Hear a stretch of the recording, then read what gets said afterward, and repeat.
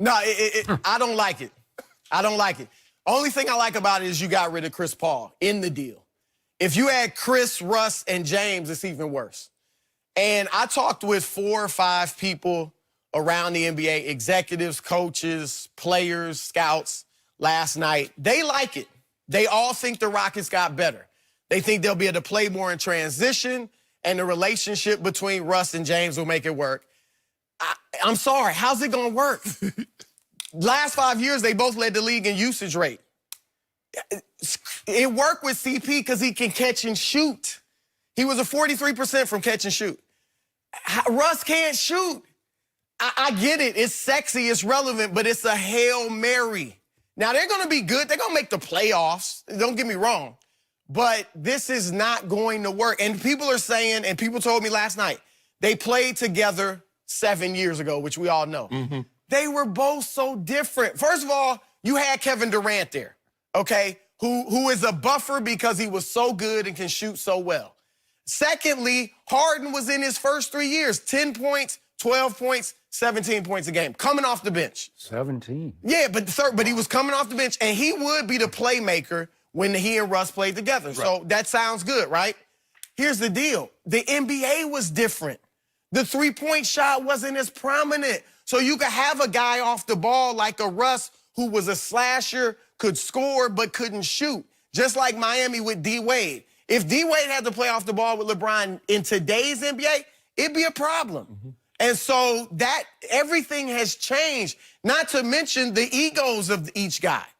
I mean, they've both become historic, not great players in this generation, historic.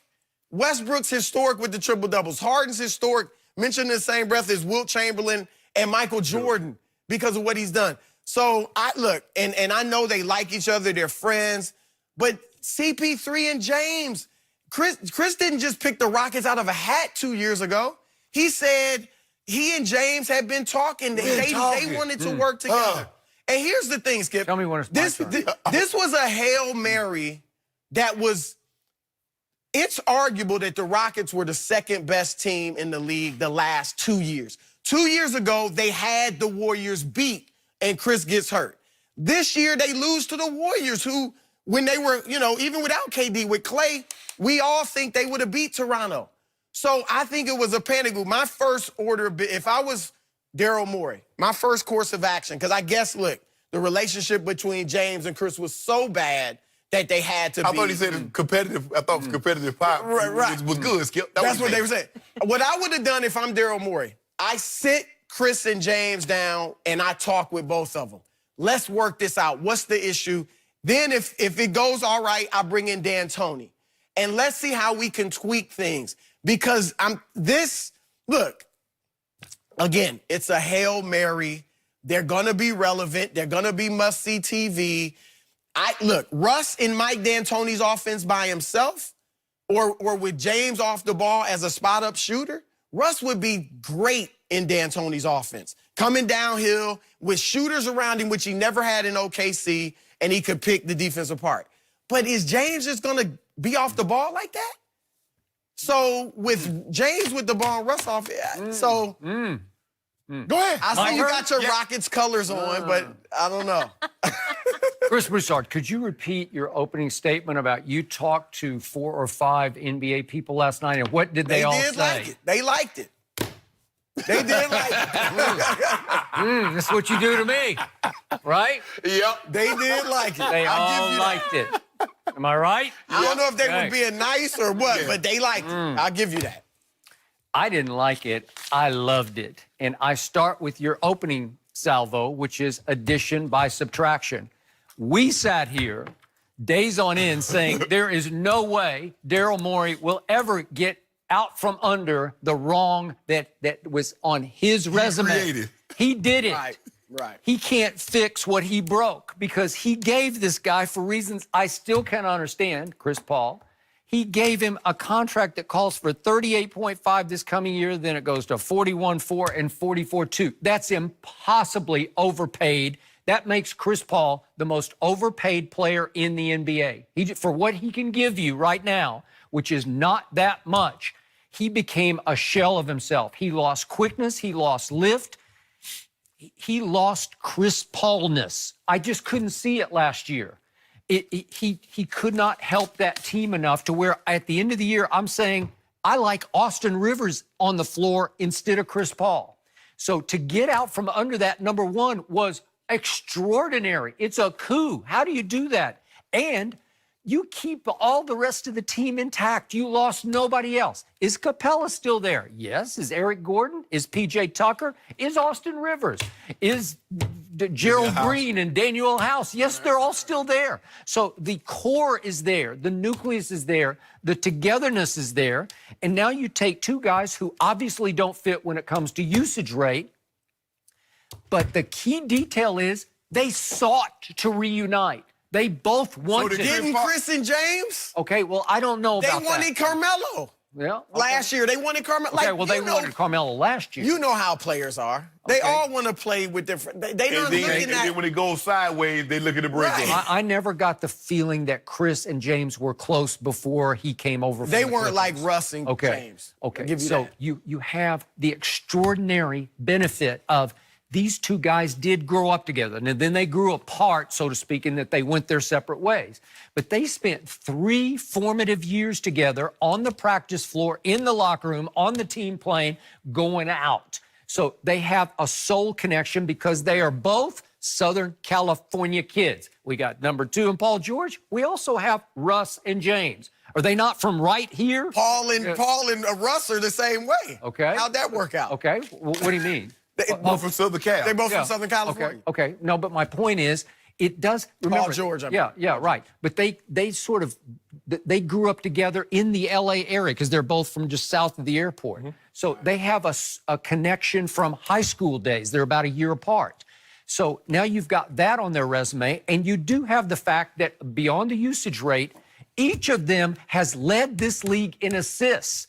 Russell multiple times. He's done it the last 3 years. Russell has led the league in assists twice. James the previous year in 2017. So they have it in their psyche, in their makeup. They can distribute. It's hard to average double-digit assists if you're just all about cold-blooded gunnery, right? No, they'll pass it, but some of that is related to the usage rate. Okay. You know, all assists are not created equal. Okay. So what do they share? What common goal do they have right here, right now? What have they hogging. Okay. No. They have both. Title. They have extraordinary achievements on the solo individual achievements. They have it. They've been there and done all that. 3 straight years of triple doubles, an MVP, and an MVP for James, and a breakout offensive season that we all said just might have been the single greatest solo season anybody's ever had. He was doing things with his step back. We've just never seen that before. All of a sudden, they have one shared goal, which is we both know what it feels like to be condemned by our fandom for failing miserably in the postseason, right? Mm-hmm. Both of them got blamed for flame out in Houston, right? Mm-hmm. Now they reunite and they say, well, we do have one thing going. I'm not a big Mike D'Antoni fan, except he does understand offense. In fact, I'm going to go so far as he has demonstrated offensive genius to me. I think he's a terrible in-game strategist and motivator because his sideline huddles, as I keep saying, they just tune him out. They're looking up in the stands. They're looking at their feet. If they had their phones, they'd all be looking at their phones, right? But that's against the rules. But the point is that he's always saying, we got to get a stop. You know, come on. Oh, you do. He going to be saying a lot of that. Exactly. We got to get a stop, right? And he pops another tongue. But here's what I want to ask you, Skip, because what you're saying is what all the NBA guys were saying the same thing. Okay, texting them, you know. How does it work basketball-wise? That's the thing. Like, the Golden State Warriors, what they showed us in 2015 and 2016, even when they lost in 2016, is that fit, chemistry, system, the right system for the right players is right. Are Steph Curry, Klay Thompson, and Draymond Green that's ultra-talented individually? No. No, they don't scare you, but put them together in the right system with their fit, and they blew the doors off people. The pieces work. And we were asking, man, nobody's going to take Chris Paul's contract. How do you get rid of that contract? Well, you take on a worse contract. 4 years at 170. That's how you get rid of that contract. You like mashed potatoes? Yes. You like ice cream? Yes. You like them individually. You don't like them together. So that's what they put together. Ice cream and mashed potatoes. Now, separately, I tear them up. But when you put them together, I don't want that.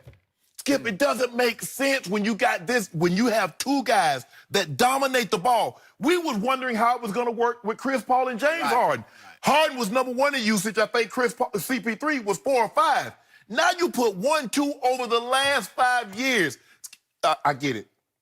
Super duper talented. Russ is talented, but he's not the defensive guy. And I get credit. Chris Paul is slowed down. But you think Chris Paul, you know, Russ is aging too, Skip, as we see it. Now, I'm going to check back with you in a year.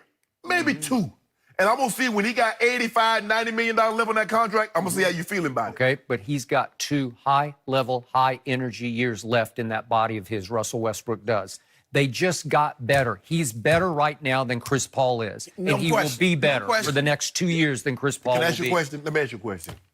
Mike D'Antoni's offense and the way Daryl Morey is constructed, what they do a lot of? Shoot threes. Do you know who the worst guy at shooting three-pointers over the last 2 years is?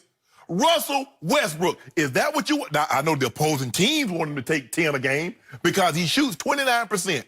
I ain't got no problem with it. Last year he did. Yeah. And the year before that wasn't much better. Free throw line, yeah. You know? I'll give you, look, the floor will be spread for Russ, and he'll be able to get in the lane. That's one basketball thing you like. But his mid-range, that pull-up jumper from the free throw line, that's one of his best shots. I mean, even though he misses a lot, but that's one of his best shots. They don't even like that in Houston. Yeah.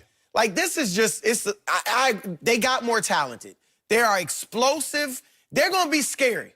They're the type of team I'd hate to play against because Russ is just relentless with his, energy and 110 miles an hour for 48 minutes. And James is just what he is. You can't stop him. Okay, just remember, so they're going to be dangerous. You have failed at the levels these two have failed.